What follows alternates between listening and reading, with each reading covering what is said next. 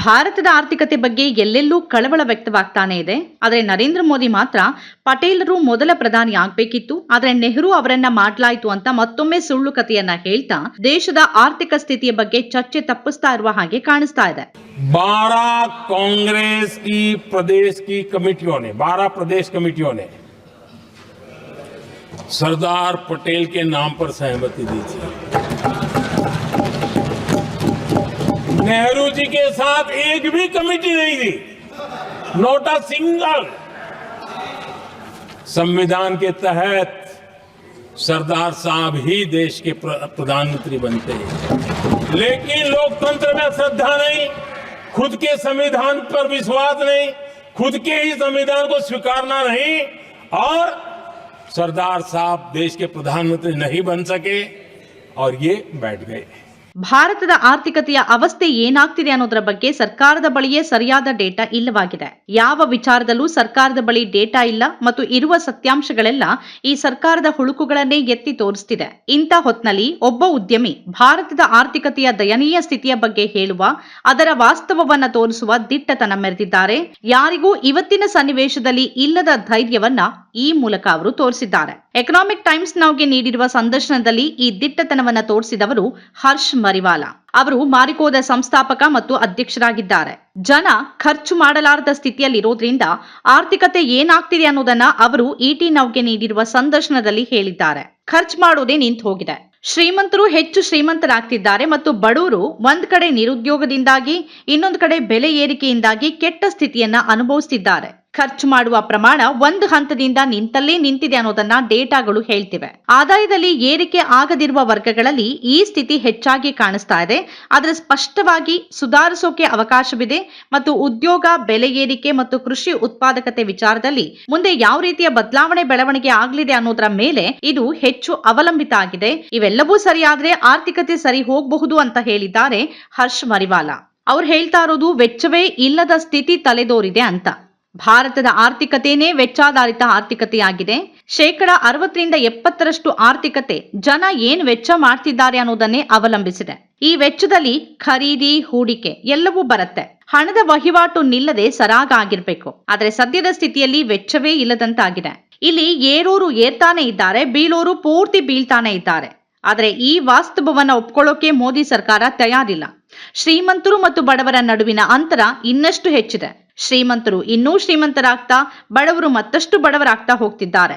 ದೇಶದ ಸಂಪತ್ತಿನ 40% ಭಾಗ ದೇಶದ 1% ಜನರ ಕೈಯಲ್ಲೇ ಸೇರ್ಬಿಟ್ಟಿದೆ. ಹರ್ಷ್ ಮರಿವಾಲಾ ಅವರು ವಿವರಿಸೋ ಹಾಗೆ ಬಡವರು ಇನ್ನಷ್ಟು ಬಡವರಾಗ್ತಿರೋದ್ರ ಕಾರಣಗಳಲ್ಲಿ ಮೊದಲನೆಯದ್ದು ನಿರುದ್ಯೋಗ ಮತ್ತು ಎರಡನೇದು ಬೆಲೆ ಏರಿಕೆ.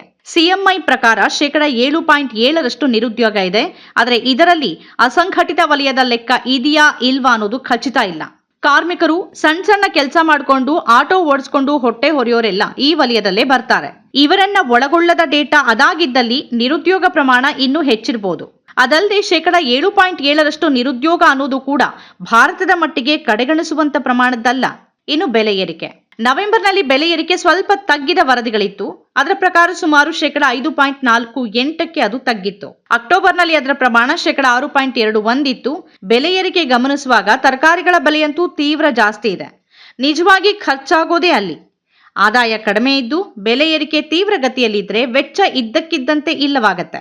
ಆದಾಯವೇ ಇಲ್ಲದೆ ಇರುವಾಗ ಜನ ಹೇಗೆ ಖರೀದಿ ಮಾಡೋದಕ್ಕೆ ಸಾಧ್ಯ ಆಗತ್ತೆ ಮತ್ತೆ ಹೇಗೆ ಜೀವನ ನಡೆಸಬೇಕು? ಆದಾಯ ಇಲ್ಲದೆ ಇರೋದ್ರಿಂದ ಬ್ಯಾಂಕ್ ಉಳಿತಾಯದಲ್ಲೂ ಕೂಡ ಇಳಿಕೆಯಾಗುತ್ತೆ. ಬ್ಯಾಂಕಿಂಗ್ ವಲಯಕ್ಕೆ ಇದು ಕಳವಳಕಾರಿ ವಿಚಾರ. ಕಳೆದ ಕೆಲವು ತಿಂಗಳಲ್ಲಿ ಸಾಲಕ್ಕೆ ಹೋಲಿಸಿದ್ರೆ ಠೇವಣಿ ಬೆಳವಣಿಗೆ ಪ್ರಮಾಣ ತಗ್ಗಿದೆ. ಜೂನ್ಗೆ ಕೊನೆಯಾದ ಕ್ವಾರ್ಟರ್ನಲ್ಲಿ ಅಂದ್ರೆ 2ನೇ ತ್ರೈಮಾಸಿಕದಲ್ಲಿ ಠೇವಣಿ ಬೆಳವಣಿಗೆ 11.7% ಸಾಲ ಪ್ರಮಾಣದ ಏರಿಕೆ 15% ಇದನ್ನ ಗಮನಿಸಿದ್ರೆ ಆರ್ಥಿಕತೆಯ ಸ್ಥಿತಿ ಯಾವ ಮಟ್ಟದಲ್ಲಿದೆ ಅನ್ನೋದನ್ನ ಅರ್ಥ ಮಾಡ್ಕೊಳ್ಬಹುದು. ಯಾಕಾದ್ರೂ ಜನ ಠೇವಣಿ ಇಡ್ತಾರೆ? ಖರೀದಿ ಮಾಡೋದಕ್ಕೆ ಹಣ ಇಲ್ಲದೆ ಇರುವಾಗ ಉಳಿತಾಯಕ್ಕೆ ಹಣ ಎಲ್ಲಿಂದ ಬರಬೇಕು? ಜಿಡಿಪಿ ಬೆಳವಣಿಗೆ 4.5 ಇದೆ. ಇದು ಕಳೆದ 21 ತಿಂಗಳಲ್ಲಿ ಅತ್ಯಂತ ಕಡಿಮೆ. ಅದರಲ್ಲೂ ದೊಡ್ಡ ಕುಸಿತ ಆಗಿರೋದು ಉತ್ಪಾದನಾ ವಲಯ ಮತ್ತು ಸೇವಾ ವಲಯದಲ್ಲಿ. ಉದ್ಯೋಗ ಸೃಷ್ಟಿಯಾಗೋದೇ ಈ ಎರಡು ವಲಯಗಳಲ್ಲಿ. ಅವೇ ಕುಸಿದಿರುವಾಗ ಉದ್ಯೋಗ ಸ್ಥಿತಿಯೂ ಕುಸಿಯುತ್ತೆ. ಸರ್ಕಾರ ಉದ್ಯೋಗ ಸೃಷ್ಟಿ ಮಾಡೋದು ಅಷ್ಟರಲ್ಲೇ ಇದೆ. 2 ಕೋಟಿ ನೌಕರಿ ಅಂತ ಅಧಿಕಾರಕ್ಕೆ ಬಂದವರು ಆಮೇಲೆ ಪಕೋಡ ಮಾರಿ ಅದೂ ಕೂಡ ಉದ್ಯೋಗನೇ ಅಲ್ವಾ ಅಂತ ಕೇಳತೊಡಗಿದ್ದಾರೆ. ಉದ್ಯೋಗಗಳೇ ಇಲ್ಲವಾಗಿದೆ. ಇಂಟರ್ನ್ಯಾಷನಲ್ ಲೇಬರ್ ಆರ್ಗನೈಸೇಷನ್ ಪ್ರಕಾರ 83% ನಿರುದ್ಯೋಗಿಗಳು ಯುವಕರಾಗಿದ್ದಾರೆ. 18 ರಿಂದ 19 ವಯೋಮಾನದವರು. ದೇಶದ ಭವಿಷ್ಯ ಆಗ್ಬೇಕಾದವರ ಕೈಯಲ್ಲಿ ಉದ್ಯೋಗ ಇಲ್ಲ. ನೋಟ್ ಬ್ಯಾನ್ ಎಂಬ ತಪ್ಪು ಹೆಜ್ಜೆ ದೇಶದ ಆರ್ಥಿಕತೆಯನ್ನ ಹಾಳು ಮಾಡ್ತು ಅನ್ನೋ ರಾಹುಲ್ ವಾದ ಸರಿಯಾಗೇ ಇದೆ.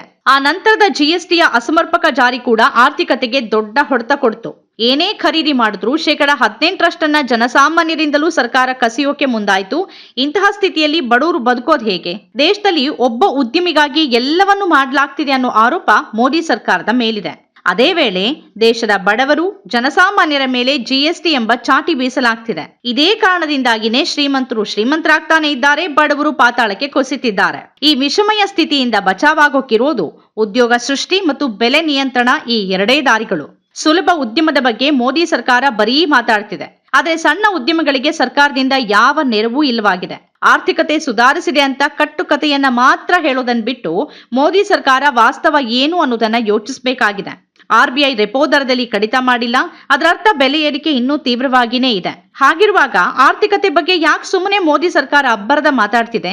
ಅಷ್ಟು ಉತ್ತಮ ಆರ್ಥಿಕತೆ ಇದ್ರೆ ಮೋದಿ ಸರ್ಕಾರವೇ ಯಾಕೆ ದೇಶದ 80 ಕೋಟಿ ಜನರಿಗೆ ಉಚಿತ ಪಡಿತರ ಕೊಡ್ತಾ ಇದೆ? ಇದೆಂತ ನಾಟಕ? ಹರ್ಷ್ ಮರಿವಾಲ ಹೇಳಿರೋದನ್ನ ಸರ್ಕಾರ ಅರ್ಥ ಮಾಡ್ಕೊಳ್ಬೇಕಾಗಿದೆ. ಬೇಡದ ಕಥೆಗಳನ್ನ ಬದಿಗಿಟ್ಟು ದೇಶದ ಆರ್ಥಿಕತೆಯನ್ನ ಸುಸ್ಥಿತಿಗೆ ತರುವ ಹೊಣೆಗಾರಿಕೆಯನ್ನ ತೋರಿಸಬೇಕಾಗಿದೆ. ನಮ್ಮ ಕಾರ್ಯಕ್ರಮಗಳನ್ನ ನೀವು ನೋಡ್ತಾ ಇದ್ರೆ ನಮ್ಮ ಚಾನೆಲ್ ಅನ್ನ ಸಬ್ಸ್ಕ್ರೈಬ್ ಮಾಡಿ, ಪಕ್ಕದ ಬೆಲ್ ಐಕಾನ್ ಒತ್ತಿ ನಮ್ಮನ್ನ ಬೆಂಬಲಿಸಿ. ಹಾಗೆ ನಮ್ಮ ಕಾರ್ಯಕ್ರಮಗಳನ್ನ ಲೈಕ್ ಮಾಡಿ, ಕಮೆಂಟ್ ಮಾಡಿ, ಅದನ್ನ ಬೇರೆಯವರಿಗೂ ವಾಟ್ಸ್ಆಪ್ ಮೂಲಕ ಶೇರ್ ಮಾಡಿ. ನೀವು ಹೀಗೆ ಮಾಡಿದಾಗ ನಮ್ಮ ಚಾನೆಲ್ ಇನ್ನಷ್ಟು ಮತ್ತಷ್ಟು ಜನರಿಗೆ ತಲುಪಲು ನೀವು ನಮ್ಮೊಂದಿಗೆ ಸಹಕರಿಸಿದ ಹಾಗಾಗುತ್ತೆ.